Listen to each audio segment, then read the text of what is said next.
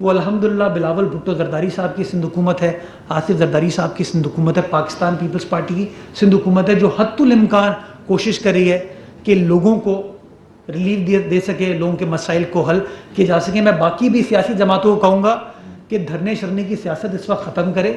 اس ملک کو جو عوام کو جو مسائل درپیش ہیں، ان مسائل کو ایڈریس کرنے کے لیے ہم سب کو سنجیدگی کے ساتھ سر جوڑ کر بیٹھنے کی ضرورت ہے، کام کرنے کی ضرورت ہے۔ اور میرے پارٹی کے سربراہ آصف زرداری صاحب نے جو چارٹر آف اکانومی کا ذکر کیا ہے 2018 میں، وہ آج اس کے بارے میں ہم سب کو سوچنے کی ضرورت ہے۔ اگر ہم اس مسائل کے بور سے نکلنا چاہتے ہیں تو ہم سب کو مل بیٹھ کر کام کرنے کی ضرورت ہے۔ ادروائز خان صاحب کا تو مقصد یہ ہے کہ یہ جو کشتی ہے یہ کشتی نہ چلے، اور کشتی سے میری مراد ہے پاکستان۔ وہ نہیں چاہتے کہ لوگوں کو ریلیف ملے، وہ نہیں چاہتے لوگوں کے مسائل حل ہوں۔ میں چاہتا ہوں ہر سیاسی جماعت کا بنیادی مقصد ایک ہی ہے کہ لوگوں کی خدمت کرے، لوگوں کے مسائل کو حل کرے، اور رمضان المبارک کے مہینے میں ہم سب کا ٹارگٹ یہ ہونا چاہیے کہ کس طریقے سے لوگوں کی خدمت کی جا سکے، لوگوں کی مدد کی جا سکے۔ بہت شکریہ۔